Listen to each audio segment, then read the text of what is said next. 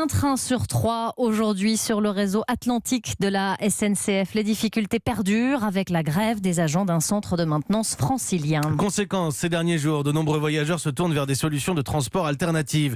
Le bus notamment, dont les prix ont flambé. Ilona l'a constaté lorsqu'elle a voulu rentrer à La Rochelle après l'annulation de son train.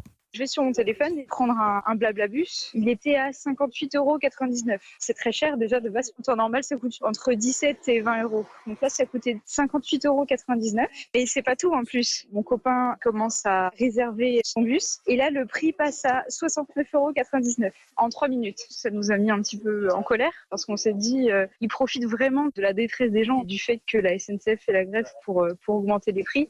Et surtout, voir qu'en 3 minutes, le billet prend 10 € sans aucune raison.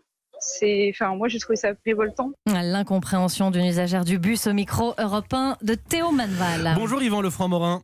Bonjour. Vous êtes le directeur général de l'un de ces opérateurs de bus, Flixbus en l'occurrence. Est-ce qu'il y a un vrai besoin d'éclaircissement sur le sujet? Clairement, pourquoi les prix s'envolent-ils ainsi? Alors en réalité, on n'a absolument pas touché à nos grilles de prix. Ce qui se passe, c'est qu'on applique du pricing dynamique, donc des prix qui varient en fonction du délai avec lequel vous réservez et en fonction du nombre de places qui va rester dans un car. Comme on est en période de vacances scolaires, il y a énormément de demandes naturelles qui existent.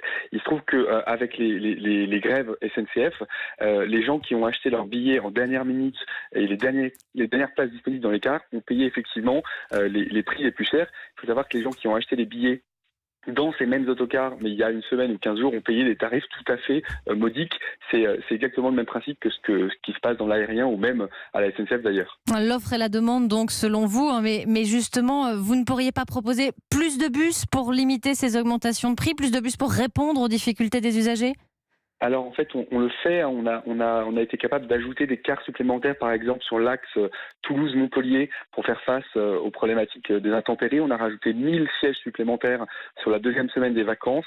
Et évidemment, on fait notre possible pour pouvoir rajouter de l'offre partout où il y a des vraies problématiques. C'est pas simple de rajouter un car du jour au lendemain, mais en tout cas, on essaie d'être le plus réactif possible. Oh, évidemment, et puis on va avoir le temps d'en reparler d'ici au 5 décembre, grosse mobilisation sociale. Juste pour revenir sur ce que vous disiez, Yvan Lefranc-Morin, vous n'avez pas la main sur votre algorithme ?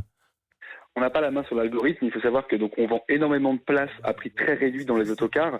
Les dernières places sont les plus chères. Si jamais on vendait toutes les places au prix des premières places, donc la tarification la moins chère, on serait incapable de s'en sortir financièrement. Merci Yvan Lefranc-Morin, directeur général de Flixbus, d'avoir été en direct avec nous dans ce journal de 7h.